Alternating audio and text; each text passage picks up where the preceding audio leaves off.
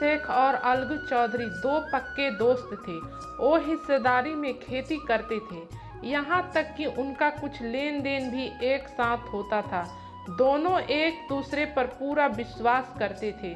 जुम्मन जब हज पर गया तो अलगू पर अपने घर की जिम्मेदारी छोड़ गया था, और जब अलगू बाहर किसी काम से जाता तो जुम्मन को अपने घर की जिम्मेदारी दे दिया करता था।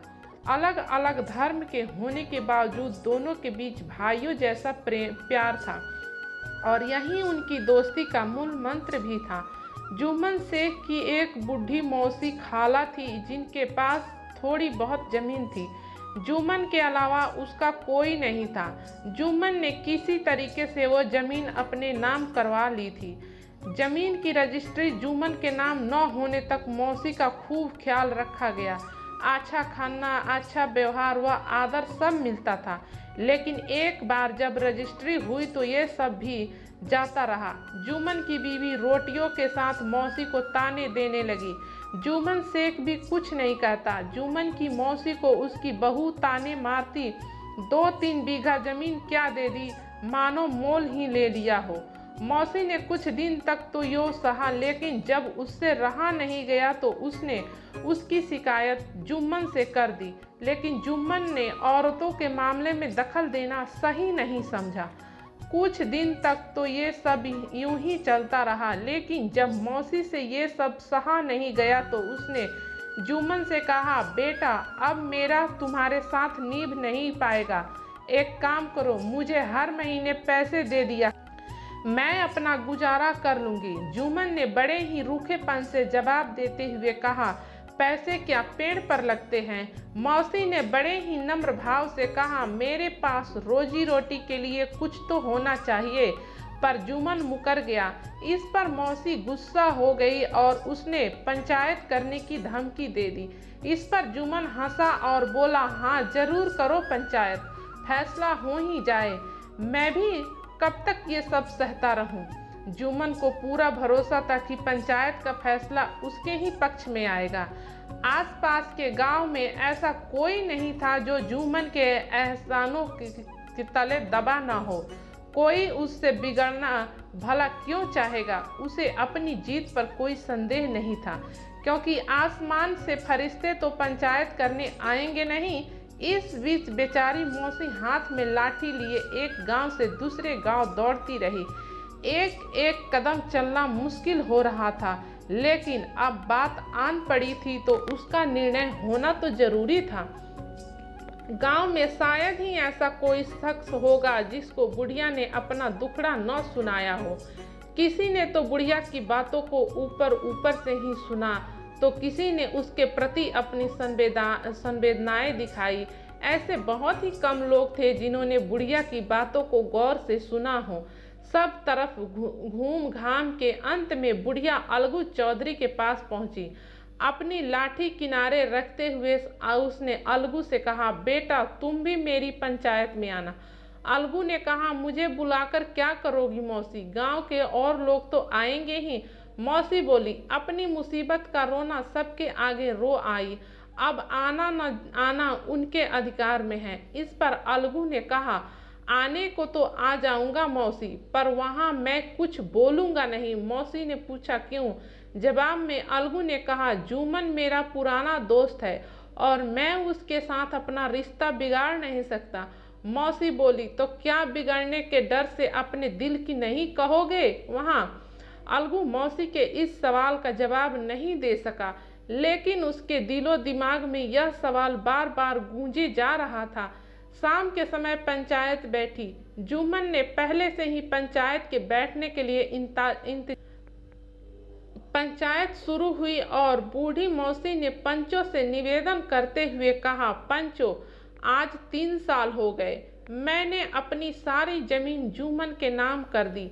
इसके बदले में इसने मुझे रोटी कपड़ा देना मंजूर नहीं किया था। साल भर तो जैसे तैसे काट लिया, पर अब रोज रोज का सहा नहीं जाता। अब मुझे ना तो रोटी मिल रही है और ना ही कपड़ा। अब इस उम्र में कोर्ट कचहरी जा नहीं सकती। ऐसे में तुम लोगों के सिवा मैं किसे अपना दुख बताऊं? तुम्हारा जो फैसला होगा वह मैं मान लूंगी। रामधन मिश्र, जिनके कुछ परिचित आदमियों को जुम्मन ने अपने गांव में बसाया था, उन्होंने जुम्मन से पूछा, हाँ मियाँ, तुम किसी पंच को बदलना चाहो तो अभी कर लो, बाद में जो पंच कहेंगे वो फैसला तुम्हें मानना होगा। जुम्मन को फिलहाल सदस्यों में वही लोग दिखाई दे रहे थे जिनसे किसी न किसी कारण उनका मनमुटाव था। जुम्मन ने रामधन मिश्र को उत्तर देते हुए कहा, मेरे लिए पंचों का हुक्म अल्लाह के हुक्म की तरह है, मुझे कोई आपत्ति नहीं है। इस पर बूढ़ी मौसी जुम्मन से बोली, पंच किसी के दोस्त या फिर दुश्मन नहीं होते। अगर तुम्हारा किसी पर विश्वास नहीं है तो रहने दो। तुम अलगू को तो अच्छी तरह से जानते हो ना, तो मैं उसे ही सरपंच बनाती हूँ। यह बात सुनकर जुम्मन अंदर ही अंदर बहुत खुश हुआ। अपनी भावनाओं को छुपाते हुए जुम्मन ने कहा, चलो अलगू चौधरी भी ठीक है, मेरे लिए तो जैसे रामधन वैसे अलगू। अलगू ने जैसे ही यह बात सुनी तो वो थोड़ा असमंजस में पड़ गया। वो इससे कन्नी काटना चाहता था, सो वह बोला, अरे मौसी, तुम तो जानती हो कि मैं और जुम्मन बहुत अच्छे दोस्त हैं। इस पर मौसी ने थोड़ा गंभीर होते हुए कहा, बेटा, दोस्ती के लिए कोई अपना ईमान तो नहीं बेचता, पंच तो खुदा की ही नुमाइंदा होता है। इस पर अलगू चौधरी ने जुम्मन से कहा, देखो, मैं और तुम पुराने दोस्त हैं, हमने हमेशा एक दूसरे की मदद की है, लेकिन अब पंचों से जो भी निवेदन तुम्हें करना है वो करो। अलगू की बात सुनकर जुम्मन ने सोचा कि अलगू ये सब बातें केवल दिखावे के लिए ही कर रहा है, इसीलिए जुम्मन पूरे विश्वास के साथ बोला, पंचों, मेरी मौसी ने अपनी जमीन मेरे नाम कर दी थी, इसके बदले में मैं उनका ख्याल रखना कबूल किया था। इस बात का खुदा गवाह है कि मैंने आज तक अपनी मौसी को किसी तरह की परेशानी नहीं आने दी, लेकिन औरतों में आपस में अनबन रहती है, इसमें मैं क्या कर सकता हूँ। इसके अलावा मौसी मुझसे अब महीने का खर्च अलग से देने को बोल रही है। इन्होंने मेरे नाम अपनी कितनी जायदाद की है ये सभी लोगों को पता है, और इससे इतना लाभ नहीं है कि मैं मौसी का महीने का खर्च निकाल सकूं। दान पत्र में मैं भी इस तरह के खर्चे का कोई जिक्र नहीं है। अगर ऐसा होता तो मैं इस तरह के झमेले में पड़ता ही नहीं। बाकी पंचों को जैसा ठीक लगे वैसा फैसला करें।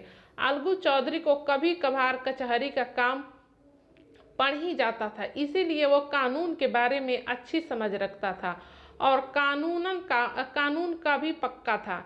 इसीलिए उसने जुम्मन से तर्क करना शुरू किया। अलगू का एक एक सवाल जुम्मन को बहुत खटक रहा था। वो इस बात को लेकर हैरान था कि अभी थोड़ी देर पहले तक तो अलगू किस तरह की बातें कर रहा था और अब एकदम से ना जाने उसे क्या हो गया। जुम्मन अभी इसी सोच विचार में था कि इतने में अलगू ने अपना फैसला सुनाया। जुम्मन पंचों ने तमाम दलीलों को ध्यान में रखते हुए यह निष्कर्ष निकाला है कि मौसी को तुम्हें हर महीने खर्चा देना ही पड़ेगा। अगर तुम्हें यह फैसला तो जो जायदाद को लेकर कारनामा है उसे रद्द समझा जाए। फैसला सुनकर जुम्मन के होश उड़ गए। उसे यह समझ नहीं आ रहा था कि यह फैसला उसका दोस्त सुना रहा है या फिर उसका कोई दुश्मन। उसे ऐसा लग रहा था जैसे उसे किसी ने बहुत बड़ा धोखा दिया हो। अब जुम्मन को बस हर वक्त यही बात खाए जा रही थी कि वो अपने साथ हुए उस धोखे का बदला कब ले। आखिर वो किस दिन कहीं गया और जुम्मन को अलगू से बदला लेने का मौका भी मिल गया। अलगू बटेसर से बैलों की एक जोड़ी खरीद कर लाया था, जिसमें से एक बैल की मौत हो गई। इस पर जुम्मन सबसे कहता फिरता, यह तो उस धोखे की सजा है। इंसान चाहे कुछ भी करे लेकिन वो खुदा सब देखता है। वहीं अलगू चौधरी को इस बात का शक था कि उसके बैल की मृत्यु ऐसे ही नहीं हुई है, बल्कि हो सकता है कि जुम्मन ने बैल को जहर दिया हो। चौधराइन ने भी इसे लेकर हामी भरी। इसी बात को लेकर एक दिन चौधराइन और जुम्मन की बीवी के बीच में काफ़ी बहसबाजी भी हुई। अब अलगू को यह समझ नहीं आ रहा था कि वो अकेले बैल का करे भी तो क्या करे। गांव में ही एक समझू साहू नाम का व्यक्ति था। वो इक्का गाड़ी चलाता था। उसका काम गांव से गुड़ लाद कर शहर की मंडी ले जाना और वहां से तेल व नमक आदि लाना था। समझू का मन अलगू के बैल पर आ गया था। उसने देखा बैल काफी अच्छा है, 2 से 3 चक्कर शहर के हो जाएंगे। तो उसने इस बारे में अलगू से बात की और तय दाम में बैल ले जाकर अपने खूंटे में बांध दिया। समझू को नया बैल मिला, वो फूले ना समाता। दिन में 4-4 चक्कर शहर के लगाने लगा।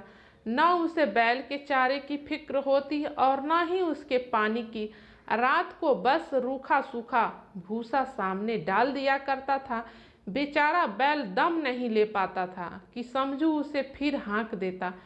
एक दिन शहर का चौथा चक्कर लगाकर समझू साहू वापस आ रहा था। उसके इक्के पर 2 गुना वजन लादा था।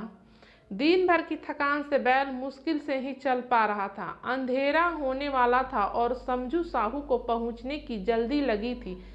ऐसे में उसे कोड़े मार भगाता जाता, लेकिन अंत में जानवर से ही सहा नहीं गया और वो धरती पर गिर पड़ा।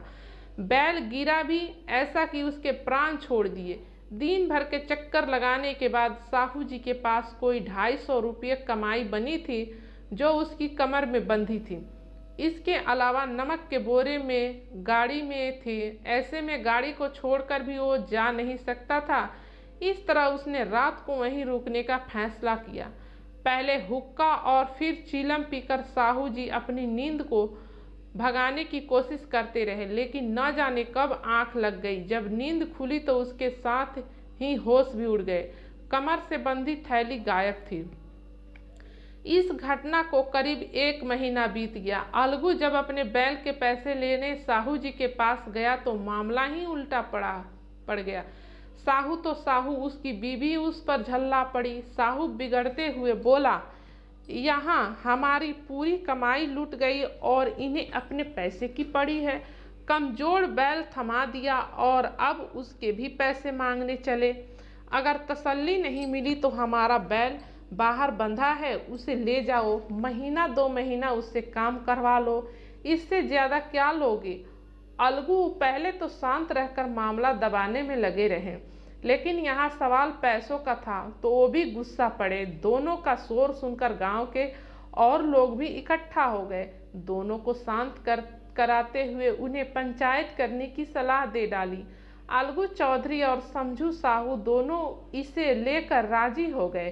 फिर क्या था, घटना के ठीक तीसरे दिन पंचायत बैठी। रामधन मिश्र ने कहा, देर क्यों करे, अपने पंचों का चुनाव कर लो। बोलो अलगू, तुम किसे पंच चुनोगे। अलगू ने कहा, समझू साहू ही इसका निर्णय करे। इस पर समझू खड़ा हुआ और बोला, मैं जुमन शेख को चुनता हूँ। जुमन का नाम सुनते ही अलगू चौधरी पीला पड़ गया। इस पर रामधन ने पूछा, क्यों अलगू, तुम्हें इस बात से कोई आपत्ति तो नहीं। अलगू ने उत्तर दिया, मुझे कोई आपत्ति नहीं। जुमन ने जैसे ही सरपंच का स्थान ग्रहण किया उसके मन में यह भाव पैदा हुआ कि मैं इस वक्त धर्म के सबसे बड़े स्थान पर बैठा हूँ। मैं जो कहूँगा वो अल्लाह की आवाज़ होगी, इसीलिए मुझे सत्य के मार्ग पर ही चलना है। पंचायत शुरू हुई और दोनों पक्षों से सवाल जवाब का सिलसिला भी। इस बात को लेकर सभी की सहमति थी कि समझू को बैल का खरीद मूल्य तो देना ही होगा, लेकिन 2 पंच इस बात को लेकर समझू को थोड़ी राहत देना चाहते थे, क्योंकि बैल के मर जाने से उसे भी हानि हुई थी। लेकिन उसके उलट 2 पंच समझू पर बैल के मूल्य के अलावा उस पर अतिरिक्त दंड राशि भी लगाना चाहते थे, ताकि कोई दूसरा पशुओं के साथ इस तरह का क्रूर व्यवहार करने से पहले 100 बार सोचे।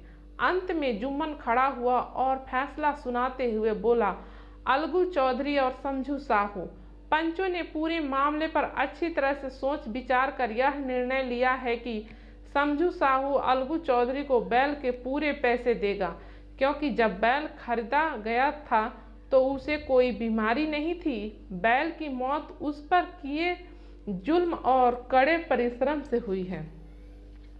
इस पर रामधन मिश्र ने खड़े होते हुए कहा, समझू साहू ने बैल को अपने किए की वजह से मारा है, इसीलिए उससे तो अतिरिक्त दंड भी लेना चाहिए। इस पर जुम्मन ने कहा, यह दूसरा मसला है, इसे अभी उठाने का कोई मतलब नहीं।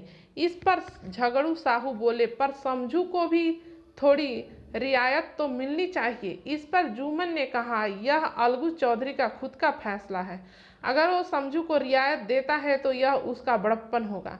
पंचों का यह फैसला सुनकर अलगू चौधरी बहुत खुश हुआ और जोर से नारा लगाते हुए बोला, पंच परमेश्वर की जय। पंचायत में मौजूद सभी लोग अलगू के साथ यह नारा लगाने लगे। हर कोई जुम्मन के न्याय नीति की तारीफ कर रहा था। पंचायत खत्म होने के बाद जुम्मन अलगू के पास आया और रोते हुए उसे गले लगा लिया।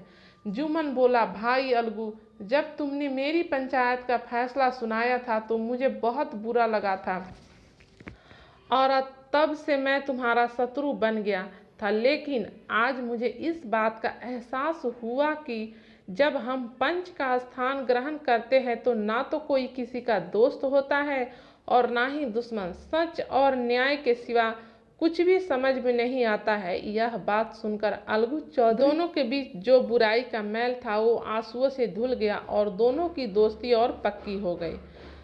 इस कहानी से हमें यह सीख मिलती है कि जब हमारे हाथ में निर्णय लेने की शक्ति हो तो हमें किसी के साथ पक्षपात नहीं करना चाहिए। एक आदर्श न्यायकर्ता वही है जो सबको समान रूप से देखता है। उम्मीद करती हूँ कि ये कहानी आप सबको पसंद आई होगी, तो प्लीज़ वीडियो को लाइक ज़रूर कीजिएगा और चैनल पर नए हो तो सब्सक्राइब कर लीजिएगा। यहाँ तक वीडियो देखने के लिए धन्यवाद।